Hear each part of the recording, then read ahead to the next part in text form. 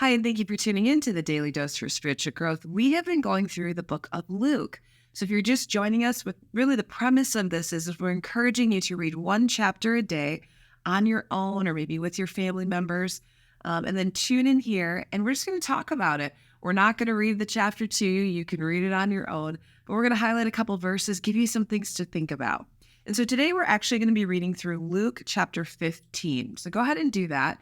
But the questions I have for you has to do with the ending of maybe what seems to be a familiar story.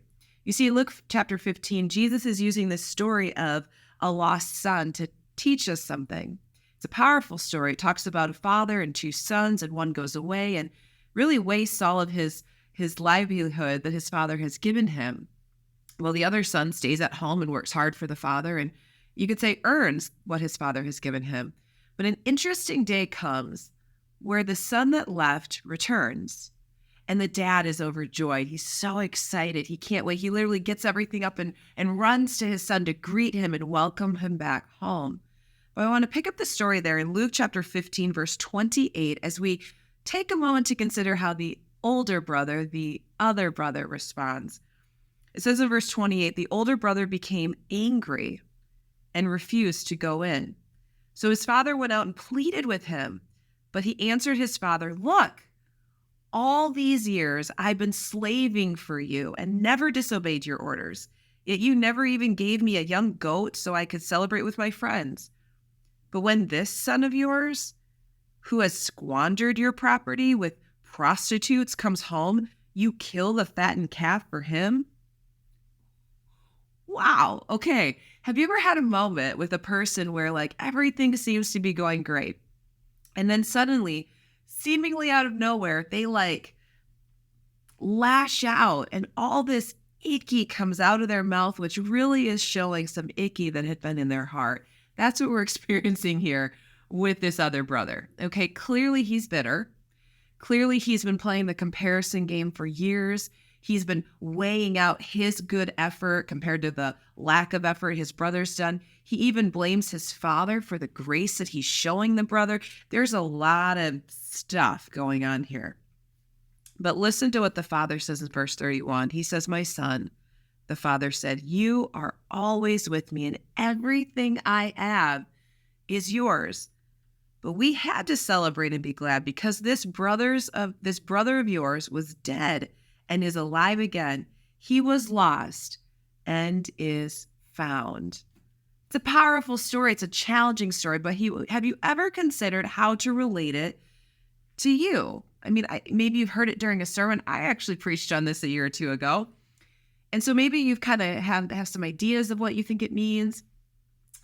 I think oftentimes, without even knowing it, without even recognizing it, we can have the same attitude as that older brother towards those that are spiritually lost. What do I mean? You see, there are people all around us who have been offered the same things that we've been offered, and yet they've rejected it, they've refused it, or they've been blinded by the darkness that they live in, and they haven't accepted Christ. But like the father said to the older son, "Hey, you know me, you live with me, you reside with me, you commune with me, you have access to all that I am." As those of us who are followers of Christ understand, we have access to all of the goodness of God. But how do we respond when the person who's taken it for granted, the person who's previously rejected it, the person who doesn't deserve it, gets welcomed into the fold? What do I mean? How do you respond when people come to faith that you don't think deserve faith, or you don't think it's genuine, or you look at their life and you go, really, is this just another manipulation? It might be hard to think about, but I've had conversations with people over the years that doesn't feel like a child molester deserves to be saved. I've had hard conversations with people over the years that say, but how could God forgive a serial killer? Sure, okay, I get that God's forgiveness is for everyone. I get that he's died for everyone, but surely there's got to be a level of evil that's unsavable. Is there? Is there an amount of sin? Is there a type of sin? Is there a state of sin that God can't rescue you from? Is there so much sin that you can commit that you now become unsavable? Is there some point that your sin has gotten so icky or your life choice has gotten so disgusting to God that you don't deserve to be saved? None of us do. None of us deserve to be saved. And if you found yourself verbally or even just in the quietness of your heart having those same very thoughts, I want you to consider something today. You see, the sin that you're currently committing, although as a follower of Christ is forgiven, is just as disgusting to God as whatever heinous crime you can think of. You see, your sin doesn't smell better to him. It stinks. Your sin doesn't offend him any less or grieve his heart any more than anyone else's. And when we begin to play this comparison game, we can get better just like the older brother. We love when people come to faith.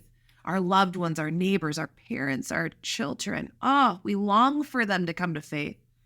But what about someone of a different cultural background that has maybe extremist views? What about people who are against the gospel, who have fought, who have persecuted Christians?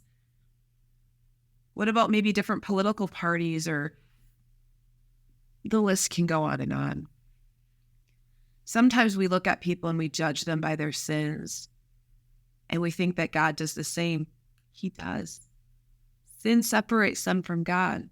But the moment that they turn to God, his grace, his forgiveness, his freedom, his love is just as acceptable and undeserved for them as it was for us, but he freely gives. Take some time to think about this today.